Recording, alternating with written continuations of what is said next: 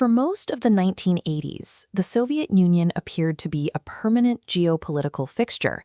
Diplomats and politicians viewed the state as a massive, heavily armed superpower, locked in a stable equilibrium with the West. It was expected to endure for decades. Behind that image of strength, the system was rotting. Citizens spent hours waiting for basic provisions, enduring systemic economic stagnation, while the state poured its remaining resources into a bloated military-industrial complex. While the public assumed the Soviet state was stable, a very different story was playing out in classified briefings in Washington.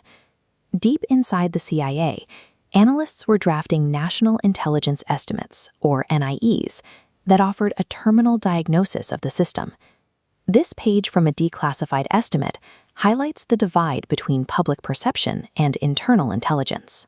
While Mikhail Gorbachev enjoyed global popularity, the intelligence community took an early, pessimistic view of his chances, predicting his reform efforts would likely fail. American intelligence correctly identified the fatal structural flaws of the Soviet economy years before the end, but once the foundation cracked, the sheer acceleration of the disintegration would shock even the analysts who had documented the decline.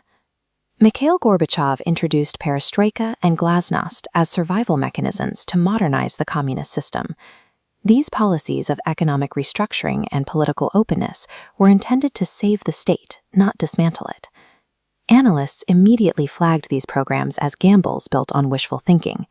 They argued that loosening the grip of a centrally planned economy would destabilize the supply chain and hasten the system's failure.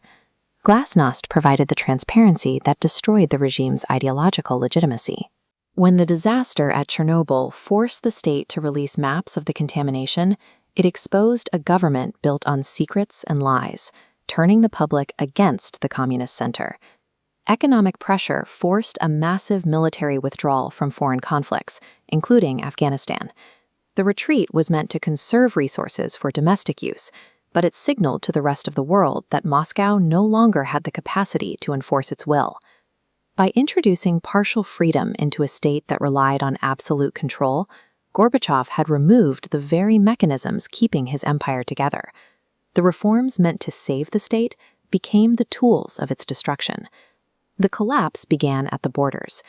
In the fall of 1989, the Soviet Outer Empire in Eastern Europe disintegrated in weeks. Peaceful revolutions swept through the region, culminating in the fall of the Berlin Wall. In Poland, the Solidarity movement won a stunning electoral victory over the communists. The Warsaw Pact, once the primary tool of Soviet military authority in Europe, vanished as a functional alliance. While most transitions were bloodless, Romania became the violent exception. The execution of its dictator on Christmas Day 1991 illustrated the high stakes for regimes that refused to adapt. Intelligence reports identified nationalism as the primary mechanism that would soon destroy the Soviet center. Analysts watched as the drive for independence moved from the satellite states to the internal Soviet republics. Local communist leaders saw the central government's authority eroding and pivoted to nationalist rhetoric to keep their own power. By attacking the Moscow government, these regional barons ensured their survival during the disintegration. This 1990 intelligence map illustrates the Soviet Union as a patchwork of 15 distinct, ethnically defined republics, held together by a central government rapidly losing its grip. Analysts warned relations between Moscow and these republics were heading toward a complete breakdown as they sought independence. The loss of the Outer Empire proved that the Soviet military would no longer intervene to save communist regimes. This realization unleashed nationalist forces that made the collapse of the multinational state a mathematical certainty. In August 1991, Soviet hardliners launched a battle to the death to halt the empire's fragmentation. Tanks rolled into Moscow as conservative elements of the military and the KGB attempted to seize control.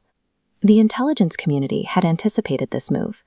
A July 1991 estimate specifically outlined a regression or a coup as a likely scenario, though it correctly predicted the attempt would face massive popular resistance. The coup failed in 3 days, and the blowback was terminal for the state. The Communist Party was outlawed, and the remaining republics moved immediately for absolute independence. Declassified reports titled "The Winter of the Soviet Military" describe the chaos that followed. The army was fragmenting into factions loyal to local republics, while troops struggled with triple-digit inflation and shortages of basic food. On Christmas Day 1991, the Soviet flag was lowered over the Kremlin. The USSR officially ceased to exist on December 31st. Looking back, the CIA's analysis found that internal reform and détente were the primary drivers of the collapse. These forces proved far more destructive to the Soviet system than decades of direct military confrontation. Once the foundational contradictions of the empire were exposed, the momentum of the collapse outpaced even the most accurate intelligence predictions.